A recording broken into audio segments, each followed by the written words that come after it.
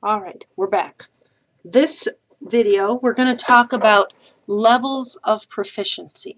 Okay, so now we know what the proficiency, we know what assessment is, we know what the proficiencies are, we know what the competencies are. Okay, now what we have to do is we have to look at that and say, okay, is that at a senior level in college? Is that a senior in college level work? Or is that a freshman college level work? So for any skill, competency, or content, there are different levels of mastery. So think about someone who has a PhD. They have a much deeper understanding than someone who has a master's, and that person has a deeper understanding than someone who has a bachelor's, and they have a better understanding than someone who has a high school degree. So it's levels of mastery. And how we determine this is that there's a few different ways, okay? First of all, we can just look at the level of work produced. Like, what level are you producing at? And the skills that you use to produce that work, or maybe by testing a knowledge, right? By testing the knowledge. So if we look at these levels of mastery, there's all sorts of different levels of mastery. But we're going to use action verbs because remember, to measure, to assess competencies, we are going to use action verbs. So to look at the levels of mastery, let's use action verbs so we can compare apples to apples. So the three highest levels of mastery are analysis, synthesis, and evaluation. So I'm going to talk about those three, and then we're going to talk about, well, where did Krista just pull these out of her hat, or what happened here? So first of all, analysis.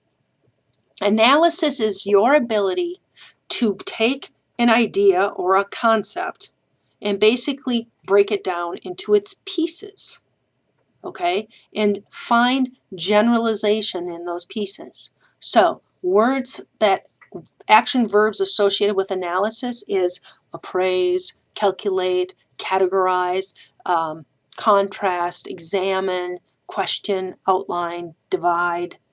Those are the action words. The next one is synthesis. Okay? Now what we do in synthesis is we broke it apart into its components, and we're going to bring them back together, but we're going to bring them into something new or a different solution. So you learn the basics of a process, and then you understand it and you take it apart. Okay? Then what we're going to do is we're going to take those pieces and rearrange them and have a whole new process. So words here: arrange, combine, create, generate, plan, reorganize, rewrite, synthesize. Those are all action verbs that we're trying to do to show that we have synthesis. And finally, evaluation. Okay? And this is when we make judgments on internal and external criteria. So this is when we make a judgment. We look at it, we assess it, we appraise it, we describe it, we evaluate it. That is the highest level, okay? So where did these come from? Well, the basis of assessment for much of higher ed is coming from Bloom's taxonomy. Now, if you've had a psych ed course, then you are pretty good at this. You know where this is all coming from. And I had a psych ed course, but it was really a long time ago. So we're going to have just a little quick rundown here of Bloom's taxonomy. So first of all, what's a taxonomy? It's just a way things are grouped together. Okay? In biology, back in the day, we used taxonomy and categorized things, right? Well, Bloom's taxonomy, Bloom is the name of Dr. Benjamin Bloom. And he was a very famous educational psychologist, and he said, well, let's figure out how people think, okay? So he was a pioneer in this. And he worked, and I believe he was at Stanford, I don't have my notes here, but he worked with a group of people in educational psychology and said there are three areas or three big domains of educational learning. There's cognitive, that's the mental skill. There's the affective, that's your emotional side.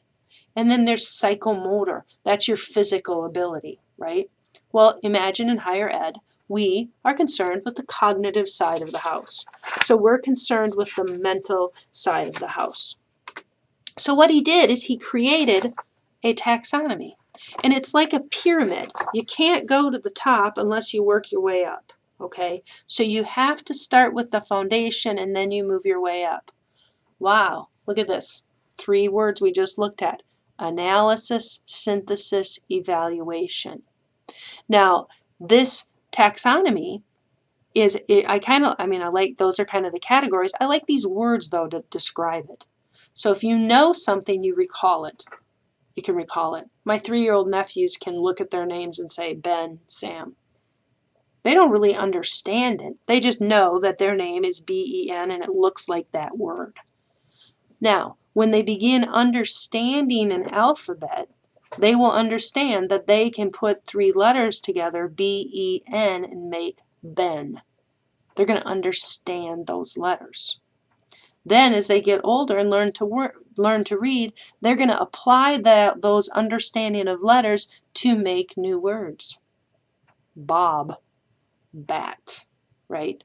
And then we just go up into analysis, where we're going to break things apart to think about them. And that's when we're, for me as an engineer, I always think about math, right? You can solve problems different ways. And then synthesizing, putting them back together, and then thinking about it, judging. How did that work? Did that work good? Did that not work good? Make a judgment call. So this is Bloom's taxonomy. This is what he developed in 1956. And then they're just keywords. You can go through this PowerPoint. I gave you keywords and examples. And oh, it's kind of nice if you go back, here's some examples of technologies that you can use for evaluations.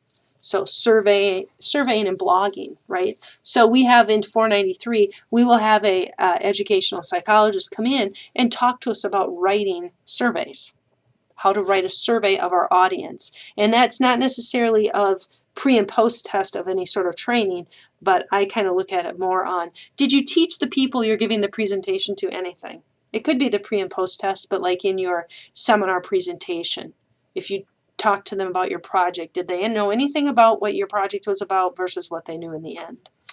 So that's kind of, you can look at that. Now, Lauren Anderson and David Crothwell, okay, in the mid-90s, Lauren was a student of Bloom. They said, let's stop here, okay? First of all, this isn't making sense. Bloom's taxonomy, knowledge, comprehension, application, analysis, synthesis, evaluation, those words are nouns. But we are assessing and looking at these in action verbs. So why don't we make them into action verbs? So they did. They created this new domain called, you can see to the right, remembering, understanding, applying, analyzing. Then they said, they flipped it, right? They flipped evaluating and creating. They said actually analyzing something and then evaluating how it is done. Then you can take based on that evaluation and make something new. That the creation of something is the top, is the apex of the pyramid. And I kind of agree with them. But I'm not a educational psychologist, so it's just my kind of gut feeling. But they also, instead of a pyramid, which I really like, is they made this new diagram where it actually shows I can't get to creating unless I've done all these other things. So at the core is remembering. And then they gave you this nice little example of what can a student do. And then here are some words, okay? So at the top is creating, and we're looking at assembling, designing, developing, right? That is the top of the assessment cycle. So that is where our levels of proficiencies come from. So in the next video, we're going to actually talk about how are we going to assess where we're at, okay? So now you understand how we're going to do this. We define proficiencies. We looked at the different levels, and now we got to figure out how we're going to know what level we're at.